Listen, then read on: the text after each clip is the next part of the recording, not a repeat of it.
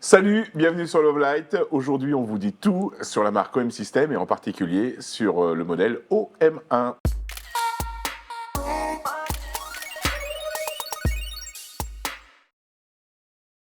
On est sur Lovelight, on se retrouve aujourd'hui avec la marque mythique OM System, ex-Olympus. Pour nous en parler, eh bien, je suis avec Thierry Bourg. Bonjour Thierry, Bonjour, comment vas-tu? Super. Bon, tu es l'expert produit chez OM System. Tu t'occupes également des formations, tu t'occupes aussi des ambassadeurs. Un peu de la presse. Et puis de la presse. Et aujourd'hui, on va parler d'un produit, juste avant que je présente Alban, qui tient justement ce produit. Salut Alban. Alors, Bonjour. C'est quoi ce produit qui Alors. tient? Alors, c'est un appareil photo Très bien, magnifique. C'est l'OM1. l'OM1. C'est le plus récent de la gamme OM System ex Olympus. Ouais, c'est le fleuron en fait. Ouais, c'est le fleuron, ouais. Sur C'est cette marque. pas le plus récent, puisque le plus récent était l'OM5. Mm. Mais par contre, c'est le dernier boîtier professionnel de chez nous, qui Oui. est sorti il y a 1 an, qui a vraiment marqué un virage dans la montée en gamme de nos produits, de par cette nouvelle technologie de capteur, dont on parlera peut-être un peu plus tard, qui est intégrée dans ce boîtier professionnel. Ah non, alors Parce moi, on peut rappeler juste Ouais, ouais. qu'on a une capsule, chers amis, qui est dédiée à l'OM5, Oui. d'accord, qui est marqué l'OM5, hein, il faut le dire, il est marqué OM System, Mhm. et celui-là est toujours marqué Olympus. C'est le dernier. Encore, voilà, c'est le dernier. Donc c'est Et un si tu modèle regardes, collector. presque, mais si tu regardes bien, en Oui, bas, sur le côté, c'est marqué OM System. ici sur le côté. C'était pendant la transition en fait. Ouais. C'est Voilà, c'est ça. ça. Ok. Alors justement, tu parlais de cette capacité, notamment de son capteur. Oui. Moi, je propose qu'on en parle directement. Qu'est-ce qu'il a de particulier ce capteur? Alors, Bah, c'est- déjà, à qui s'adresse cet appareil photo? Alors C'est là, pro. on est sur un boîtier pro et tous les gens qui cherchent le summum de ce qu'on sait faire chez nous, avec toutes les technologies qu'on a su créer, inventer et pousser à l'extrême avec cet appareil, puisque c'est juste une bête de course. Voilà, il n'y a pas d'autre mot. Là, on est dans l'extrême dans tous les domaines, que ce soit la vitesse d'obturation, que ce soit dans les fonctions dédiées à l'assistance de la prise de vue. Je pense entre autres à la détection des sujets, puisque cet appareil est capable de détecter automatiquement, sans se faire de choix de collimateur autofocus, ce qui est un oiseau, ce qui est un mammifère, ce qui est une voiture, un avion. Donc, en fonction de votre Alors, On le thématique, retrouve tu aussi, parles- ouais. chez les autres. Oui, sauf que là, il parle de capteur, il parle de collimateur. Mm. Et là, justement, je rejoins l'histoire du capteur, puisqu'en fait, il y a une très très grosse particularité sur ce capteur, c'est que les photosites, en fait, sont divisés en 4. exactement. Et en termes de collimateur, on est sur du croisé sur chacun des 4. Alors, ça. on rappelle, parce que comme on a enregistré, on va le dire hein, aux gens, la capsule juste avant sur le M5, il faut rappeler que, pour ceux qui ne l'ont pas vu, c'est 20 millions de pixels. Oui, toujours. Ok. Mhm. Et explique-nous, réexplique-nous, comment fonctionne ce 20 millions de pixels. Et après, on rentre dans le collimateur et je te laisse faire. Bah, en fait, la technologie pour faire simple, hein, sinon ce serait un cours physique sur Ouais. les capteurs, mais en fait, il y a déjà un traitement qui est fait dans le capteur. Il y a déjà un circuit imprimé électronique physiquement dans le capteur qui permet déjà donc de gérer et de corriger des images si elles ont besoin d'être corrigées. Donc, si tu veux, c'est déjà un gain d'espace de traitement d'image dans le boîtier, puisqu'il y a déjà une partie qui est faite dans le capteur.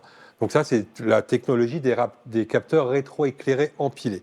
Comme tu l'expliquais en plus, sous chaque photosite, on a divisé ce photosite en 4. Ça, on est les seuls. Au moment de le cahier des charges, lorsqu'on a demandé la fabrication de ce capteur, ça faisait partie du cahier des charges. Donc ça, on est les seuls à l'avoir. Donc chaque photosite est divisé en 4. Et comme tu l'as très bien expliqué, ça veut dire qu'on a, sous chaque photosite, tu as 4 collimateurs autofocus. Bien sûr, c'est l'avoir divisé en 4, ce photosite, va également aider à la dynamique du capteur. Donc c'est quelque chose aussi qui va être très important pour nous. Donc si on doit reprendre cette histoire de collimateur, on était sur 121 collimateurs par exemple sur un OM5, là on est sur 1053 collimateurs. Donc ça vous donne une idée de la précision qu'on peut aller chercher sur l'intégralité, donc 100% du capteur, et non pas une partie du capteur. Donc 100% des collimateurs sont intégrés dans ce capteur et seront efficaces au moment de la prise de vue. Oui, efficace, parce qu'en plus, c'est des collimateurs en croix. Exactement. Eh oui. Donc pour comprendre les collimateurs en croix, hein, il faut revenir à l'époque de l'argentique avec le fameux stigmomètre, où on alignait le lampadaire là, pour être sûr d'être net. Bah, si vous n'avez pas de repère à l'horizontale, par exemple, eh ben, vous avez un système de pompage au niveau de C'est l'autofocus. ça. ce qu'on Donc d'avoir un système en croix vous permet d'avoir des repères, quel que soit le sens dans lequel vous tenez votre appareil. Ouais, au passage, on apprend en plus des choses avec toi, c'est génial. On continue à passer en revue un petit peu les spécifications de cet appareil. Oui. Tu disais une chose quand même très importante, on l'a bien compris, à l'intérieur, il y a un processeur hyper rapide Oui. qui permet de faire fonctionner, et du coup, on a carrément des options qui sont intégrées, alors que normalement, on le ferait plutôt en traitement, en post-production, en post-traitement, mais elles sont intégrées. Alors, parle-nous un petit peu de ces fonctionnalités. Alors en fait, déjà, ce processeur dont tu parles permet de le rendre quasiment 3 fois ou 4 fois plus rapide qu'un OM5. Donc quand je parlais d'extrême, on est vraiment dans l'extrême. Là, on est vraiment sur des vitesses assez incroyables d'usage. Et ces fonctions vont permettre de travailler beaucoup plus vite que sur un OM5. Tout à l'heure, on parlait sur la capsule de l'OM5 du mode 50 millions de pixels, par exemple. Mais il y a un laps de temps pour la création de cette image. Donc sur ce boîtier-là, vous pouvez enchaîner au bout de 4 secondes, si vous travaillez avec des cartes rapides, parce que ça fait partie des critères aussi. Si on a un appareil rapide... Qu'est-ce que tu conseilles d'ailleurs? Alors moi, j'utilise de la 300 mégabits, je ne citerai pas de marque, mais... Quelle que soit la marque? Voilà, quelle que soit la marque, je pense que si on a un boîtier extrême, quelle que soit la marque du boîtier, il faut accompagner ce boîtier avec des cartes rapides. Donc je pense que la 300 mégabits est un minimum pour faire de la 4K, pour faire du 50 images par seconde. Il faut avoir un boîtier qui soit capable de restituer, que la carte soit capable de restituer ce que le boîtier offre. Donc il ne faut pas hésiter à le faire. Donc moi perso, j'utilise de la 60 gigas en 300 mégabits. Ouais, c'est ça. On l'a Extreme Pro de chez. Non, mais on peut le dire. Oui, c'est une SanDisk. Voilà. Ouais, ça marche super bien. Voilà, c'est très bien. D'ailleurs, il y a double emplacement, c'était ma question. C'est pro, double emplacement. C'est très bien. C'est la norme un petit peu chez tout le monde. Oui, ce qui est pratique à l'usage, c'est qu'on peut vraiment détacher les deux cartes. Et on peut presque utiliser le deuxième slot comme un disque dur de sauvegarde. Quand vous arrivez chez vous après avoir fait une journée de shooting, les images qui vous plaisent, que vous avez envie d'avoir après à traiter éventuellement chez vous, vous pouvez les balancer sur la deuxième carte. Et quand vous arrivez chez vous, vous avez déjà un editing ou un pré-editing de déjà fait. Ou alors, il y a des gens qui travaillent comme ça aussi, la vidéo sur une carte, la photo sur une autre carte. Et tu peux faire un spare en même temps. Ça prend et sur A et sur B. Oui, tu peux faire un double shoot. Moi, ce que je fais souvent, c'est JPEG sur une carte, RAW sur l'autre carte. Comme ça, j'ai un editing très rapide. Et puis, j'ai mes RAW en sauvegarde sur ma deuxième carte. Alors justement, je rebondis sur le JPEG et je reviens donc à ces fameuses fonctionnalités qui sont intégrées à l'appareil. Pour ceux qui ne pourraient pas connaître, par exemple, ce que fait Olympus et ce que fait OM System avec des petits... C'est pas des gadgets en plus, c'est vraiment hyper utile. Et en plus, ça produit donc une image JPEG. Alors, par exemple, le focus stacking. Oui, le focus stacking, c'est une fonction dont on parle souvent et qui est assez méconnue et qui permet donc d'agrandir notre profondeur de champ. Bon, comme on est sur un boîtier pro, j'ai parlé de façon professionnelle, donc on va jouer sur la profondeur de champ de façon à augmenter nos zones de netteté. Donc le stacking sert à ça. Donc pour faire simple, c'est que si j'ai un sujet, en fait mon appareil photo sur du stacking va démarrer la netteté 2 images avant votre zone de netteté que vous avez sélectionnée, de façon à prendre une marge de tolérance. Et ensuite va enchaîner. Donc sur l'OM1, on peut faire jusqu'à 35 images. Donc vous imaginez le nombre d'images que l'on peut... 15 images, pardon. 35 images, ce sera sur un autre domaine, mais vous pouvez avoir 15 images. Donc ça veut dire que si vous êtes sur 15, il va vous en faire 2 avant et 13 après. Et c'est important de préciser que ce n'est pas simplement juste de la prise de photos, qu'ensuite on prend ces photos, on les envoie dans un Photoshop ou je ne sais quoi pour créer l'image finale. Lui, il génère l'image finale en JPEG directement à partir de ces fameuses 15 images, par exemple. C'est intéressant ce que vous dites, parce que c'est souvent l'ambiguïté qu'il y a avec le bracketing AF. Voilà. En fait, le bracketing AF, c'est à vous de générer le montage en post-traitement, donc avec des logiciels dédiés à l'assemblage d'images. Alors que quand on fait du stacking, là, on demande à notre appareil de générer le fichier final dans le boîtier. Directement. Autre propriété très intéressante, le filtre ND intégré. Moi, j'adore. Alors, dans ma culture photo, faire une photo en pose longue, ça nécessitait tellement d'éléments. Déjà, il fallait avoir le bon filtre. On pouvait avoir un ND1000 par exemple, ou un Vario, mais il fallait toujours avoir le bon diamètre en fonction de l'objectif qu'on utilise. C'est ça. Ensuite, il fallait avoir un trépied. Donc ça fait beaucoup d'éléments pour avoir ce genre Alors d'image. justement, juste une petite parenthèse pédagogique, histoire que nos auditeurs comprennent bien. La pose longue, l'idée c'est de figer le mouvement qui va être décomposé, par exemple sur des nappes d'eau, sur des fontaines, sur des clairets.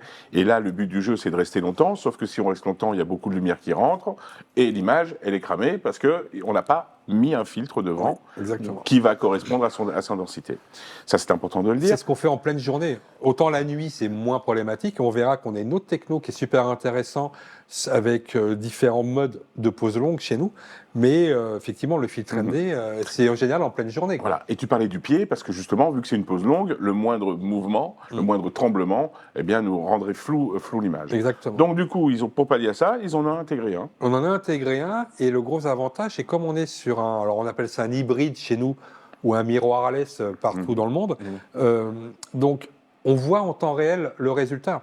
C'est-à-dire que quand je suis en train de sélectionner mon niveau de filtre ND, je vois mon effet en temps réel. Donc je suis capable de niveler le ND, puisque celui-là, il peut aller jusqu'au ND 64, ce qui est énorme.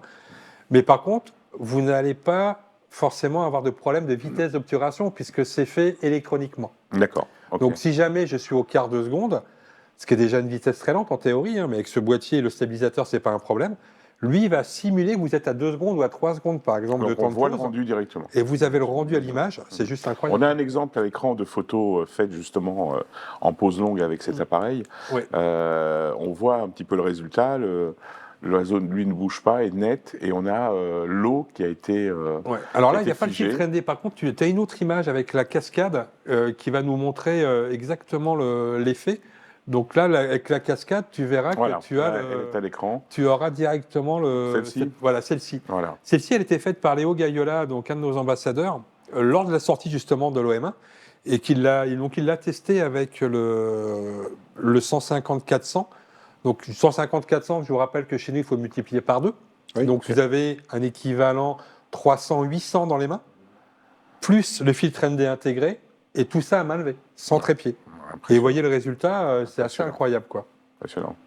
Le filtre ND, Oui. parce que je suis dessus, là, Oui. il marche pas en vidéo. Non, parce que c'est électronique, c'est pas physique. Pour avoir un système de filtre ND en vidéo, il faut que ce soit un filtre physique. Le fait de l'utiliser en photo, en fait, l'appareil fait un calcul, grâce à ce nouveau processeur qui est intégré dans cet OM1, en fait, il va lui calculer les pixels en déplacement. D'accord ? Et dans ces cas-là, tout ce qui est figé, si tu prends une cascade avec des rochers autour, par exemple, les rochers ne bougeant pas, lui, il va interpréter que les pixels en déplacement. Donc, c'est une extrapolation des pixels qui sont en déplacement sur lequel on va appliquer un effet de vitesse lente. Ce que tu ne peux pas faire électroniquement, du coup, en vidéo, puisqu'en vidéo, tu es en temps réel. Donc, tu ne pourras pas utiliser le filtre ND en vidéo. Là, il faudra continuer à travailler avec des filtres ND physiques. Comme tous les autres appareils photo. Oui, c'est obligatoire. De toutes les marques, sauf quand on passe sur des caméras comme un Flow, par exemple, où c'est de la C300, où là, il y a les filtres, mais qui sont physiques. Oui. Sans physique. Il faudrait en fait avoir un système de filtre qui bascule comme ça devant le capteur, ce qui n'est pas du tout le cas. D'où le fait de mettre dans ce l'accessoire boîtier. devant et de changer son filtre. Il y a de très bons filtres ND qui existent aussi. Tu as parlé tout à l'heure du rapport d'agrandissement, du crop en fait, Oui. le rapport de multiplicateur par 2 par Oui. rapport à un capteur habituel. C'est ce qui a permis justement aussi à cette marque de s'imposer pour faire de l'animalier. Oui. Et on parlait tout à l'heure donc de la vitesse du processeur, parce qu'en plus, non seulement on fait de l'animalier avec un encombrement qui est très petit, puisque finalement quand on prend comme à Alban devant lui, c'est quoi, c'est un 100-300 ça Alors là, tu as le 150, 150, 150-400. 150-400, donc si on prend le rapport, Oui. on est finalement sur un 300, 800. Ouais, 800, et en plus il a un coefficient multiplicateur de 1, Ici, ouais. 1,25. 1,25, donc on arrive à 1000, Oui. à l'équivalent de 1000, Ce qui est important, l'ouverture. et avec une ouverture constante. 4,5. 4,5. Ouverture 4,5 constante. Castane constante. Après, dans l'animalier, tu as également l'alternative avec le 300 mm Facile f4. de 300 Donc ça mm. fait un équivalent 600 à 4 d'ouverture. Voilà. Et au niveau des aides que l'on a à nos dispositions, c'est ce fameux autofocus dont on parlait tout à l'heure, qui est hyper rapide et qui a justement la détection des animaux. Ouais, c'est assez bluffant parce que ça change la vie des photographes animaliers. Parce que la difficulté, c'est les collimateurs autofocus. Quand vous avez un animal qui est en mouvement, la difficulté, c'est d'aller chercher la continuité de son mouvement et de garder la netteté à ce moment-là. Bien sûr. Et donc, si vous n'avez pas anticipé avant la prise de vue le choix de vos collimateurs, vous pouvez être embêté. Si je prends l'exemple d'un oiseau, l'oiseau, quand il est devant les arbres, il bouge, voilà. Mais pourquoi votre collimateur n'irait pas faire la mise au point sur une branche ? Oui. Le fait d'avoir la détection automatique des oiseaux, l'appareil, lui, ne cherche que ça. En fait, il y a un algorithme dans le boîtier qui a plein de détails sur la photo animalière. Donc, il y a ce qu'on appelle, nous, vulgairement, les mammifères et les oiseaux. Et ce qui est très rigolo, si jamais un jour vous avez l'occasion de le tester, c'est que si vous mettez sur la détection des mammifères et que vous photographiez un oiseau, il ne le verra pas. Et là, vous allez basculer sur des collimateurs traditionnels. Et si vous êtes sur la détection des oiseaux et que vous voulez photographier un lion, il ne verra pas le lion.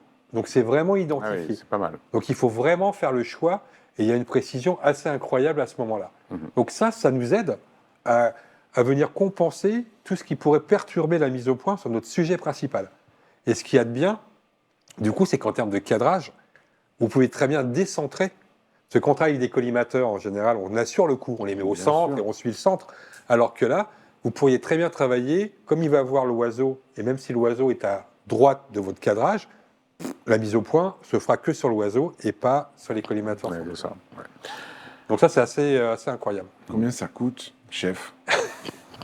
Alors, on est sur un boîtier professionnel, donc on pourrait comparer à le boîtier pro de mes confrères, et on est à 2200 € boîtier nu. Entre 2002 et 2004, boîtier nu. On pourrait le comparer à un R5? Oui, on est sur la même technologie de capteur, on est Un sur du Z8, Z9, voilà, on est sur des boîtiers très haut de gamme. Alors je sais que les gens vont me dire, oh, mais c'est pas la même taille. Certes, mais c'est la même techno. C'est-à-dire qu'aujourd'hui, vous prenez un boîtier de chez mes confrères professionnels qui utilise cette technologie de capteur, on a exactement la même. Il n'y a pas de différence de technologie de capteur. Il va y avoir une différence de résolution, puisque mes confrères ont fait des choix autres de résolution. Donc on verra, nous, pourquoi est-ce qu'éventuellement on est dans ce choix de résolution. Mais en tout cas, la technologie et la finesse du résultat lié à la qualité du capteur sera la même. Alors justement, pourquoi ce choix De résolution. Ouais. Alors, en fait, nous, on part du principe, encore une fois, que usage. Toujours l'usage. Qu'est-ce qu'on fait de nos images? C'est-à-dire qu'aujourd'hui, la possibilité d'avoir des images en 50 millions de pixels, on l'a, par exemple, puisque ce boîtier permet de le faire pour les gens qui le veulent absolument sur des sujets fixes. Maintenant, le poids des fichiers est un problème de stockage. C'est-à-dire qu'aujourd'hui, quand vous faites des photos en 40 ou 50 millions de pixels, ou de la vidéo 4K ou 8K... Il faut une palette de disques durs derrière. Voilà. Donc il y a cette problématique-là, et on voit qu'aujourd'hui, le stockage pour les gens est un problème. Moi, j'entends de plus en plus de gens me dire, putain, j'ai 4 disques durs à côté, ils n'en sortent plus. Donc, et quand vous devez traiter des images de 50 millions de pixels, au-delà du stockage, il faut avoir l'ordinateur qui va avec. Tout le monde n'a pas un ordinateur qui permet de avec stocker... un M1 ou un M2, oui. Voilà, donc c'est aussi un problème. Et en fait, quelque part, on crée aussi une frustration en donnant cette possibilité aux gens qui n'intègrent pas toutes les conséquences derrière. Donc aujourd'hui, notre technologie de capteur, nous, on la met... On trouve que c'est le meilleur ratio. Tout à l'heure, tu me posais la question en off, mais je peux répondre aussi officiellement. Le meilleur ratio entre la qualité et la sensibilité ISO. Okay, puisque plus le capteur est petit, plus c'est compliqué en théorie, physiquement, en fait, de monter la sensibilité ISO. Donc, il fallait trouver le bon ratio entre la résolution et la sensibilité. Nous, on pense qu'aujourd'hui qu'on est dans le meilleur compromis possible, et toujours, encore une fois, en étant respectueux de la qualité de ce que les gens attendent dans l'usage de leurs images. C'est-à-dire qu'aujourd'hui, beaucoup de gens mettent de leurs photos sur Instagram, Facebook, je sais pas, Flickr, tout ce qu'on veut, mais il n'y a pas une exploitation. Vous voyez, là, on a un mur énorme devant nous. Les gens n'impriment plus beaucoup leurs photos. Malheureusement. Donc, l'usage de la résolution à outrance, je ne suis pas convaincu à 100%. Après, voilà, c'est un avis perso. Très bien.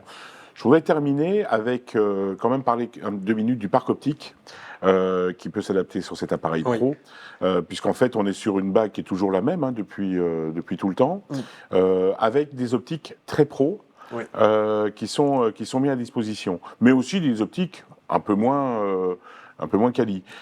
Qu'est-ce que tu peux nous en dire au niveau de cette partie-là? Moi, je pense que, et je l'ai constaté pour être souvent sur le terrain, on a beaucoup de clients qui ont découvert notre système via l'optique. Je sais qu'on a souvent tendance à mettre en avant un boîtier. Lorsqu'on sort un boîtier, on dit « Ah, vous savez, il fait ci, il fait ça ». comme tout le monde. C'est-à-dire qu'aujourd'hui, vous allez en magasin, vous regardez les specs, j'ai des copier-coller. Voilà, je sais. Donc, par contre, les optiques, là, les gens se questionnent.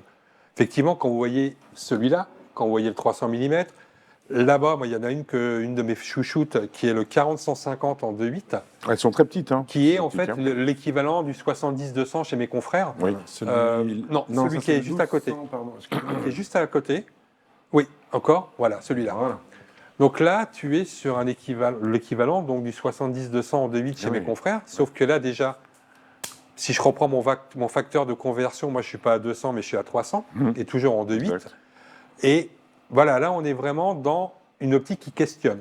C'est ça. Et là j'ai vraiment quelque chose en plus et qui est beaucoup plus compact et léger. Donc par l'optique, les gens se disent ouais mais c'est vraiment génial ça. Et du coup, qu'est-ce que je peux mettre comme boîtier avec cette optique? Oui, alors c'est ça. C'est difficile de se rendre compte à l'image, mais finalement, on a l'impression qu'a le banc entre les mains un petit 24-70, Oui. s'il fallait comparer avec un full frame. Mais j'ai plutôt un 70-200. Exactement. Exactement. Et ça, c'est quand même ce qui saute vraiment aux yeux quand on voit le parc d'optiques, c'est que les optiques sont, je dirais, presque 2 fois plus petites que pour un équivalent full frame. Moi, j'ai un Donc de c'est mes vrai qu'en termes chouchous. d'encombrement, c'est pas mal. Voilà, j'ai un de mes chouchous que j'ai mis loin d'Alban parce que depuis tout à l'heure, Alban met beaucoup de choses dans ses Oui, poches. d'ailleurs, il n'a pas tout sorti. oui. Hein. Alors, justement, il faut que je vous S'il te rende plaît, celui-là. sors le rouge. Donc là, voilà, moi j'ai une de mes Je optiques bloque. préférées. Voilà. Qu'est-ce que Qui c'est est le 75 à 1.8, qui D'accord. correspond en fait à un 150 mm à 1.8 d'ouverture. Waouh. Voilà, quand vous voyez un peu ce Il traitement... n'est pas tout jeune celui-là. Hein. Non, il n'est pas tout jeune, mais voilà. On n'est Mais- pas tout jeune non plus, nous, et Mais oui, ça oui. fonctionne bien Ouais, encore. je confirme. On les trouve neufs aujourd'hui. Bien ceux-là. sûr, non, mais bien sûr, il est toujours en vente. Hein. Tout ce qu'il y a sur la table est aujourd'hui disponible, bien sûr. Ah, là là. Et ça, c'est une pure merveille. Je bien sûr, vais, hein, bien Ah sûr. oui, non, mais ça je me se. permets. Oui, On a des optiques incroyables chez nous. Et là, par exemple, vous avez un 17 mm, donc qui fait un équivalent 34. Hein. oui. Vous êtes à 1,2 d'ouverture. 1-2. 1,2 d'ouverture. Ah oui. Il faut avoir ce volume. Ah oui, quand Et même. en qualité professionnelle. Et là, c'est pour ça que c'est intéressant que tu parles de l'optique, parce que c'est vraiment notre cœur de métier. Le cœur de métier d'Olympus a toujours été l'optique. Le fait d'être basculé au M-System, on a gardé cet ADN. Et aujourd'hui, on est... voilà, encore une fois, on l'a vu avec le 90 macro qui vient d'arriver, qui remporte un très grand succès. Et on le voit avec ce genre d'objectif qui est juste incroyable à utiliser. Et Oui, c'est vraiment la sensation. On sent que c'est. c'est une pas. belle finition. C'est Quoi. vrai, Après, oui, vous oui, allez oui. dire que je suis partie prenante parce que je travaille pour la bien marque, sûr, mais bien sûr. c'est vrai que voilà, je trouve que c'est des beaux objets. Là, vous avez une optique incroyable. Vous avez le fisheye. Ouais. Ouais, là, vous êtes à 1,8 d'ouverture avec un équivalent 16 mm fisheye. C'est une optique extraordinaire. Ah ouais, avec un pas extrêmement bombé. Il faut voir après. En termes Pareil, de- le poids, c'est super léger, Oui, oui. c'est Ouais, transportable. Ouais. Et effectivement, l'optique, Ouais. montée sur des OM1 aujourd'hui en gamme pro, tu parlais tout à l'heure des specs, on est capable sur la gamme professionnelle d'aller chercher du 50 images par seconde. Mhm. Pour les gens qui font de l'animalier, on a un mode 50 images par seconde. Oui, avec En ce RAW. boîtier, ouais. En RAW et JPEG, tu peux Voilà. même faire les deux. Non, pas en RAW. Si, tu fais les deux avec ça, quoi. Fantastique. Mais non, j'ai acheté un R3, il fait 30 images par seconde, je l'ai payé 6000 balles. Je suis désolé pour toi. Là. Non, mais ce que je veux dire, c'est... Ne mets pas dans la poche. Hein. Bah, après, c'est... Oui, il a tendance. Mais oui, non. il fait- oui, voilà, et c'est ça, et c'est pour la vitesse, moi, que j'avais acheté pour le sport, etc. Donc, Oui. Mhm. Non, mais c'est vrai qu'en fait, c'est des boîtiers qui sont assez incroyables technologiquement, mais encore une fois, il faut vraiment les essayer. Les gens imaginent toujours, et je comprends, on est toujours dans cette philosophie-là, et plus c'est grand, mieux c'est, plus il y a, mieux c'est, mais il faut tester pour se faire vraiment son opinion. Et d'avoir quelque chose de grand et d'avoir beaucoup de pixels à l'intérieur n'est pas gage de réussite, parce que, je vais prendre un exemple tout bête, mais si vous avez un capteur de 50 millions de pixels, il faut avoir une optique qui soit capable de restituer ces 50 millions de pixels. Bien sûr. Et voilà, chez nous, on n'a pas cette problématique-là non plus. C'est-à-dire que comme on est sur de l'extrapolation de pixels pour arriver à 50 millions de pixels sur des sujets fixes, bah, on n'a pas besoin de changer d'optique pour avoir le résultat. C'est-à-dire que l'optique restera la même et vous aurez ce résultat-là. Donc, il y a beaucoup de choses en fait sur ce boîtier. On pourrait y passer la journée à en Ouais. parler. je Moi, me demandé pourquoi c'est si confidentiel aujourd'hui. Bah, c'est au toujours, système, alors ex-Olympus, Ouais. mais pourquoi c'est si confidentiel? Ça a Parce toujours que été bastonne l'ADN. pas assez en termes de com derrière, sur les réseaux. Alors, aujourd'hui, on essaye de rectifier le tir en allant dans des directions très ciblées. On en parlait tout à l'heure. pourquoi est-ce que vous parlez que d'animalier? Pourquoi vous parlez que de nature? Pourquoi? Parce qu'on pense Vous que... avez décidé de vous spécialiser, Ouais. enfin, d'avoir de l'expertise là-dedans, dans Voilà. 4 branches en gros. Oui, il y a des marques qui ont fait le choix du sport, par exemple, mais ce boîtier peut très bien faire du sport. Mais nous, on a décidé dans notre communication de ne pas nous disperser et de mettre vraiment en évidence les avantages de notre système par sa compacité, sa légèreté, dans des domaines où c'est vraiment indispensable. C'est-à-dire que quand vous êtes dans l'animalier et que pour aller du point A au point B, il vous faut 1 heure ou 2 heures de marche et que vous devez vous balader avec 7 ou 8 kilos, là où nous, on peut proposer 3 kilos, au bout de 3 heures de marche, je pense que vous n'allez pas le regretter. Ouais. Merci Thierry pour toutes ces précisions. Je pense que c'était très important qu'on voit quand même le vaisseau amiral de la marque OM System, l'OM1. On l'a compris, c'est un boîtier hyper pro. Oui. On a compris aussi une chose, et ça c'est très important, c'est pas tout le temps l'appareil photo qui fait la photo, c'est vraiment le photographe. Faire des images, c'est le plus important. Et là, on a vraiment le panel complet avec des optiques qui sont absolument magnifiques. Enfin, personnellement, j'ai vraiment été Me dis impressionné. pas que tu vas vendre ton Zen 9. Je ne dis rien. Je ne dis rien. À Non, tout par moment, contre, Pour rebondir sur ce que tu dis, je pense que c'est important de penser à l'usage. c'est ça. Voilà, pensez à quoi j'ai besoin. Et si finalement, quand vous avez acheté votre appareil photo, il reste dans le placard, c'est que quelque part, vous n'avez pas forcément fait le bon choix. Voilà. Et l'usage, de quoi j'ai besoin, et c'est primordial. Après que ce soit chez nous ou ailleurs, mais pensons usage, et c'est important, quoi. Oui, c'est ça. Bon, on rappelle en dernière fois, voyage, macro, paysage, Animalier, voilà. Ouais, C'est ok. principalement les thèmes sur lesquels nous on communique. Après, bien sûr, on peut faire d'autres choses avec. Ouais. Hein. Parce que Flo me demandait si on pouvait faire des photos de femmes nues avec, mais... Oui, apparemment. Apparemment, Flo a l'air d'être d'accord. Oui, celle-là, alors, il m'avait interdit de la faire. Et puis je me suis dit, je la fais. Et on ne sera pas coupé, je vous le dis. Thierry, merci beaucoup. Merci à vous pour On votre te accueil, retrouve en tout également cas. dans d'autres capsules qui parlent de la marque. Un grand merci. À très bientôt. Alban, merci beaucoup. Je l'ai fait, je suis désolé. Allez, Allez. ça marche. Bisous, Flo. Merci à tous. Merci beaucoup. On vous retrouve Merci très beaucoup. vite. On précise, abonnez-vous vraiment à la chaîne, c'est important. Et surtout, mettez des commentaires. On est ouvert, vous le savez. Il faut savoir qu'on nous avait demandé cette marque. Eh bien, Lovelight l'a fait. À Voilà. bientôt.